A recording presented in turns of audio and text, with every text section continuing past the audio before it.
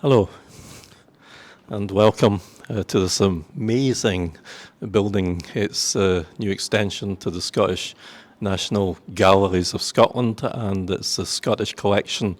It's really bespoke, this whole bit of architecture and viewing areas here with wonderful views also across Edinburgh.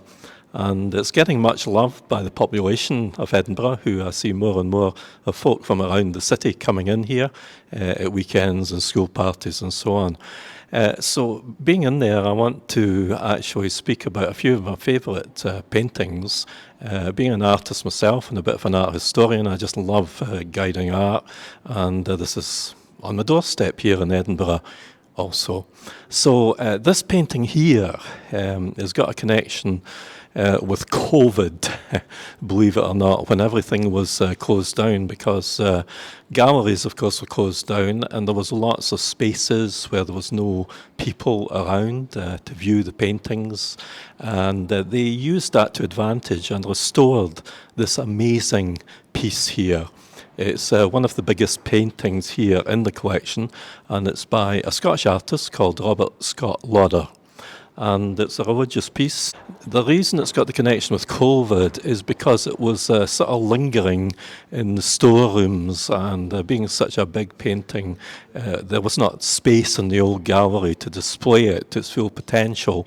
So they used the empty gallery of one of the galleries in the Royal Scottish Academy, which is just across from the National Gallery, to more or less unframe it, look at it, get the restorers in, and tweak it quite a lot. So all the colours have come up here, and it was all restretched and positioned to be here as a bit of a centrepiece here. Now, Robert Scott Lauder, he was a 19th century artist, and Joe and I, we do lots of tours around Edinburgh, of course, Edinburgh streets, and we popped down at one point to Silver Mills in the Stockbridge area, and we did view his father's house, which is an amazing 18th century house in the milling area of what was an industrial village, and he was a tanner, and he had a family. And funnily enough, quite a few of these guys were very much into the visual arts, including Robert here, but he had a brother also who was an artist. So Robert Scott Lauder. Robert then, traditionally going back into the 19th century, if you were going to train as an artist, there was not really the facilities here in Edinburgh, because the Trustees Academy, as it came to be known, became a bit of an art school, but that didn't really develop until the 1850s. So prior to this, when Scott Lauder was quite a young man, if he was going to go and educate himself into the visual arts, he had to go to London. He also made a very good marriage to the daughter of John Thompson of Duddingston, and I think Joe and I, we've covered John Thompson, all Jock Tamson's bairns, the minister at Duddingston Church, he in the 19th century, but he was also an artist. And quite a talented artist also, as well as being a minister. And Scott Lauder married Thompson's daughter.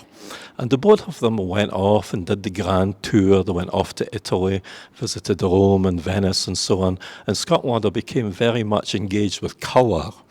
Now, prior to Scott Lauder, the sort of art that was being produced here was very much like drawing, an emphasis on drawing, and when you use colour and paint, it tended to be more like colouring in that colour and paint was secondary to the draftsmanship.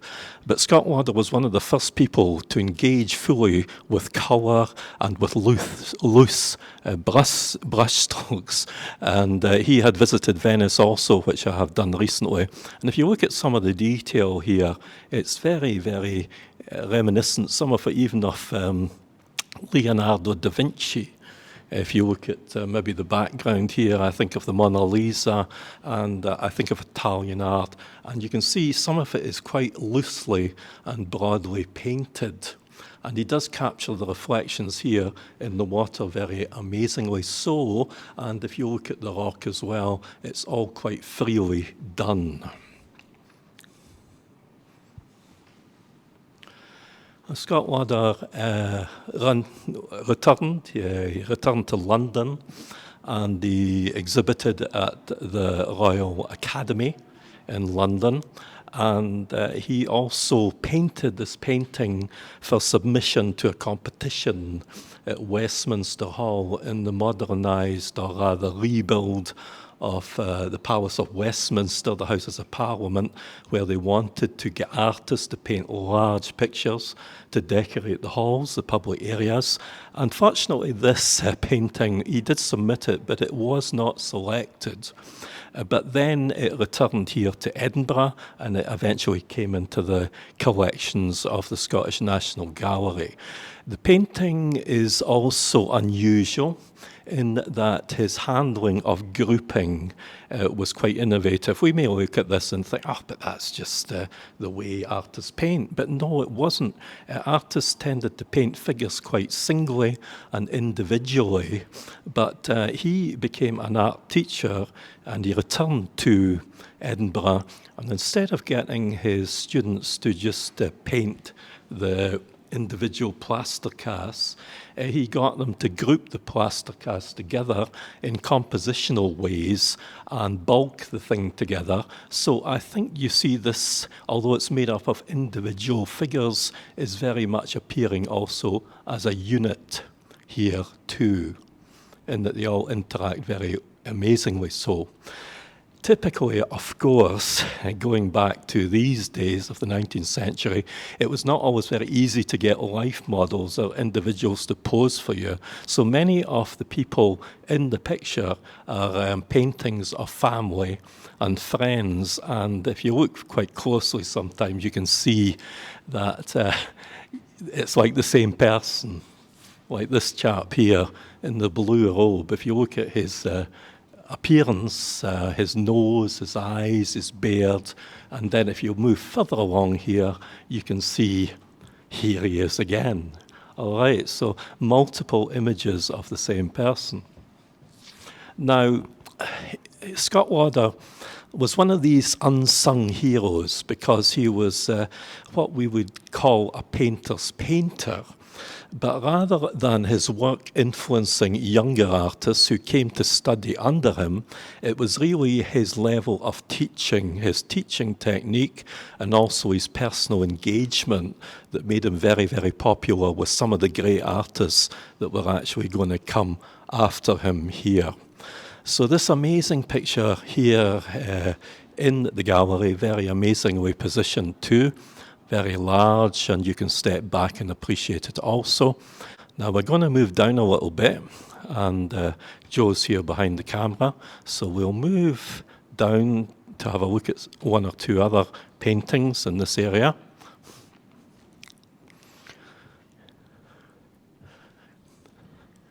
It's a very people-friendly gallery where you can get quite close to the pictures and see the detail and such like also. Now I want to show you another painting by Robert Scott Lauder, is this one here. And it's actually to do with illustrating, because Scott Lauder was a friend of Sir Walter Scott, the great historical novelist, and he was brought on to do some of the illustrations that would actually appear in his actual books too. And this one is to do with the Fair Maid of Perth. Now, I don't know, this is one book that is lingering in my bookshelf, and I need to read it. But the reason I haven't got it yet, it's a very small book, and it's very, very small print, and I really need to get in there and have a go at it. I'm not sure if Joe has read it, but it's set in Perth, in the city of Perth. And this is an excerpt from the story of the Fair Maid of Perth, again by Scott Lauder. And you can see there is a beginning of a freer use of the paintbrush. It's like the paint and colour is what it's about, although there is still a legacy of fairly tight detail, but not as much as some of his contemporaries. So he was definitely moving the goalposts here with Scott Lauder. And if we move over to this one here, Now, this one is by Sir William Quiller Orchardson, and Scott Lauder had a huge circle of, and Scott Lauder had a huge circle of younger artists who were influenced by him. And this artist here, before he came under the tutelage of Scott Lauder, used to paint in a fairly dark, somber way. But under Lauder's teaching, the whole thing became brighter and more colourful also. And this here has got a Shetland connection, and we have, like Sir Walter Scott, actually managed to get up to Shetland, and apparently there is a dance here called the Queen of the Swords, which has got traditional connections with Shetland, and you can see the composition here today. It's quite thinly painted, but once again you can see similarities in the grouping of the figures to the Christ teaches humility. So there is a legacy of this great man, Scott Lauder, who touched the lives and the work of these other artists who really did bring the whole tradition of Scottish painting further on. Because the tradition of Scottish painting is known for loose brushwork and colour, very much influenced by France and Italy. I'm going to move us over here. We're going to depart a little bit from talking about an individual artist to look at this painting. Now, this painting, I love it because it's a document from an event that happened in Edinburgh in 1736.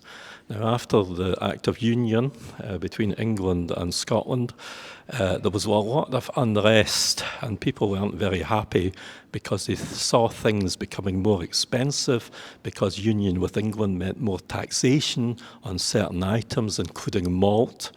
And smugglers came up in people's opinion. The populace were not too worried about people doing illegal things. And back in 1736, it happened to be that two smugglers were trying to raid an excise office in Fife.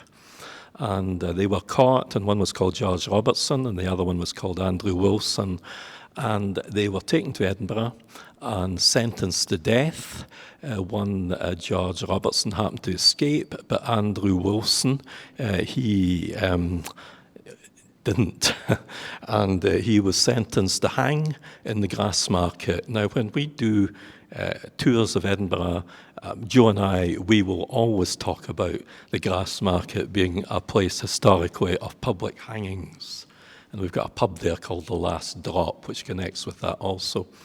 Now, this person, Andrew Wilson, sentenced to death, he was actually brought down to the Grassmarket and hanged. But it was the aftermath of the hanging which caused a great debate and a great event in Edinburgh's history, in that the captain of the city guard, called Captain John Porteous, and we can see a person here who I think is maybe somebody who has had membership of the city guard, because they had this, what you call Lochaber axes, and they used to look after the government of Edinburgh and make sure there was no, really bad stuff happening. But anyway, Captain Porteous, he was given the job of parading Wilson down to the hanging. After the hanging, the crowd got a bit of an arrest happening, started throwing stones at the city guard, and Porteous ordered his men to fire on the crowd, and they actually ended up killing quite a few people. Retrospectively, Captain John Porteous, he was sentenced by Edinburgh to death, but the king in London, King George II, they pardoned Porteous, but the Edinburgh mob weren't happy with that. They lynched Captain Porteous, dragged him down to the Grassmarket, and it's just a raucous event here that was not going to end well. It was the case that women, well-off women, would hire sedan chairs, and you can see this lady here with a links boy. Now, these were men or boys who used to guide the wealthier people. What they did on this occasion, guide the lady out of the carriage so that she would be safe. So there is a bit of a community feeling as well. So it's not all badness. So I think the artist here does capture the atmosphere of the Grassmarket, the old buildings that we can still see today. But the time it was painted, artists tended to also do theatrical set design. So there are similarities to the wings of scenery in a theatre, both left and right, and the background behind. But this is what's called the Porteous Riots. The government in London, the king in London, were hating Edinburgh for having done this, for undermining the power. But the Duke of Argyll, who was the head of the Clan Campbell, stepped in and said, look, you've got to watch this. We don't want to really fully disengage with Scotland. They have just come into the Union. We want to be careful how we deal with them. So instead of exerting a huge penalty on Edinburgh and the citizens, the royalty and the government calmed down a little bit, and they raised money to support the widow of John Porteous. So things did actually settle down, but it does give you an idea of the power of the mob. And a great event in 1736. Edinburgh was just ideal for mobs gathering and disappearing, because if you've gone down the Royal Mile, you will know it's got all these little narrow closes and accesses where people can just suddenly disappear and suddenly appear again. So thank goodness they didn't have Twitter in these days. That might have been quite a different situation. I'm going to talk again about Scott Lauder, Robert Scott Lauder, because he did influence many other artists. He had this circle of young painters, and this one here was called Peter Graham, who was influenced by the use of loose colour, the use of paint and so on, rather than tight draftsmanship. And this painter, Peter Graham, this work is called Wandering Shadows. And I think it's one of my favourite pieces in the whole of the National Gallery collection here, because it does capture the light and atmosphere of the mountainous Highland areas here. So you can see the river, you can see a shepherd, you can see the black-faced sheep down the bottom here. And if you go in closer, it's not painted in a very detailed way, which people did before. It's in a much broader way where you can actually see the shape of the brushwork coming through in the stonework here as well. Peter Graham then got his reputation in London. He became a member of the Royal Academy in London. He was very much liked by Queen Victoria also, so helped his reputation, but it all steps back to Robert Scott Lauder once again. Okay, we'll move over here a little bit.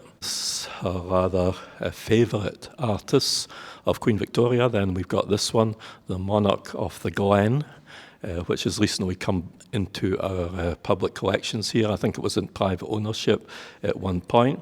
And it does really epitomise the stag and the actual prestige of the stag, all rested on the number of points that the stag has got on its antlers. So if we count them here, we've got 1, 2, 3, 4, 5, 6, 7, 8, 9, 10, 11, 12 points there.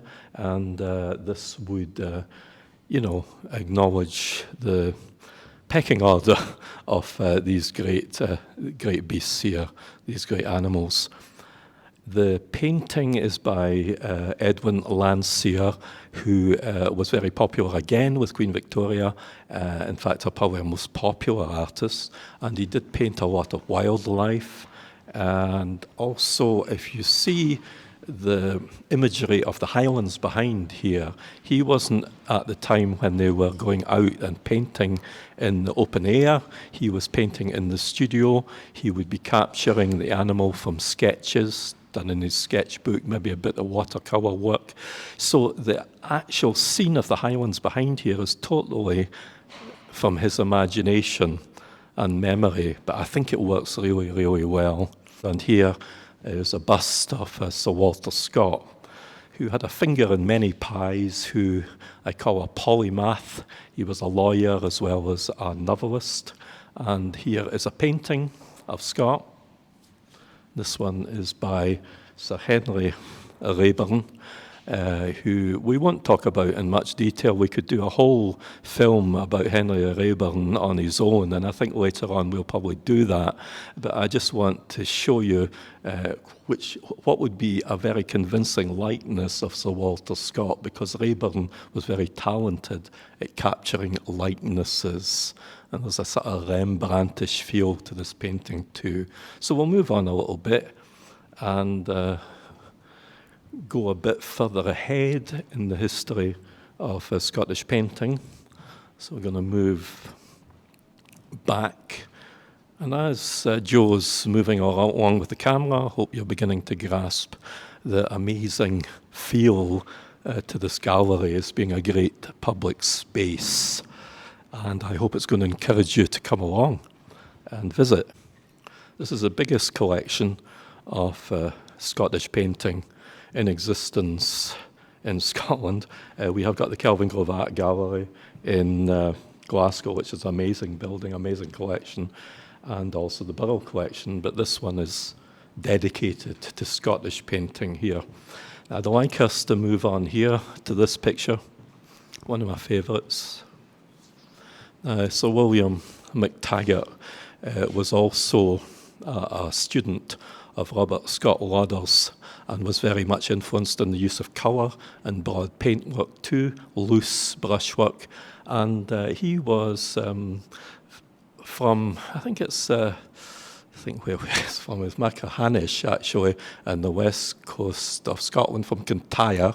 In fact, he was of a very humble background. His father was a crofter. And this picture is called The Sailing of the Immigrant Ship. And it does connect with the terrible events of the Highland clearances when people were forced off the land in favour of a more economical approach with bringing in sheep. But you can see the ship going away here in the distance, away to faraway lands here. Now, this was different because he was moving the goalposts further ahead and painting outside, in fact, taking the canvases down onto the beach and capturing the air and light here. And I just love the freeness of this picture. And you can see the bold brushwork too in the brushwork also. There are figures here actually doing things on the beach, maybe picking up shells or whatever, or mussels or something like that. And there's little boats. But, you know, when he had finished the painting outside, there were no figures. He took this into his studio later on and added the figures and the finer detail, whereas you can see they are a bit more precise, whereas this is a much broader appearance too. And I like also the positioning of the horizon, where it's not dead centre. You have got quite a big expanse of sky here too, and reflections. So Sir William McTaggart then, one of the leading artists, and epitomises what Scottish painting traditionally is about. They were throwing out the idea of great flat planes of colour to break it up, to have the emotion and the feeling incorporated in the painting, and moving the boundaries very much so. So The Sailing of the Immigrant Ship. Please have a look at this one. It is great when you come, and you can see the artist's signature and the date of the painting down there in the corner.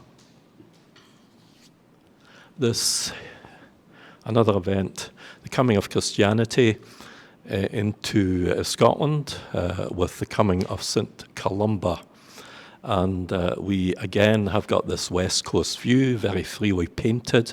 And here the horizon is in a different situation. It's almost like dead centre, where he's got so much to say down in the bottom part of the picture about the landscape, not just the water, and even got some figures here who we think are fisher folk. So we've got a fisherman, a young fisherman, and probably his wife and baby here, painted also in a very loose style too. Now,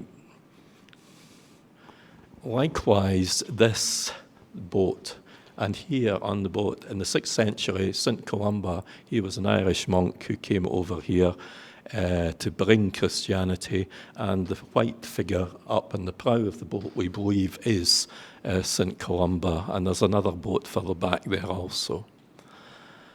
You see, the way this is painted, this really does embody very advanced techniques. People think that this artist knew the Impressionists, but he didn't. He absolutely didn't. This is a bit of a myth. He just incidentally was in the mode of enjoying colour, the influence of the Venetians, and getting outside, and it just came totally organically to him, this way of painting. This here, just as I was saying, as a painter myself, I think this embodies such a successful interpretation where you've got layerings of paint which are almost just mixed on the canvas itself, like here you see it, and even scrawling or dragging the paint over the actual bare canvas view at the back here too, which is just amazing also. So William McTaggart. So we'll move onwards. We're just about coming to the end of this little interpretation, and there is so many things to speak about, but we are going to come back and engage with some of the other works here. But I would like to finish off with one which is a favourite of many people when they come here to the gallery. You get another view of the Scott Monument just as you're passing the window, and the train even from Waverley Station. I think that's the way forward for art galleries, because in the past some of them have been, quite dark and enclosed, but it's nice to engage with the environment outside. This is by a chap called Naismith, Alexander Naismith, and Alexander Naismith came a bit before Scott Lauder, and his method of painting was more like what I was saying before, where you've got real exactitude in draftsmanship, real painstaking detail here, and this would all be drawn out in advance. And this actually shows the building of the Royal Institution here by William Henry Playfair, architect in the 19th century. The Royal Institution became the Royal Scottish Academy, as it is today. And if you look at the detail of Princes Street here, it hasn't changed that much. I mean, I know these buildings, most of them don't exist today because we've got places like Marks and Spencer's and Boots the Chemist and Primark, but you still get the feeling of the street view here. No Balmoral Hotel, by the way.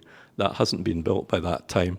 And this bridge here is the old North Bridge, which unfortunately was in a very bad state of repair and had to be demolished at one point because it was subsiding with it, and another bridge was built here. And this big gap would be today Princess Street Gardens, East Princess Street Gardens, and up here, of course, you've got St Giles. But if you look at all the little figures and the way they've actually been positioned, some of them maybe you would want to look at in more detail, like this one here with the top hat. We think that is the architect, that is actually William Henry Playfair himself coming in to oversee the building of the Royal Institution.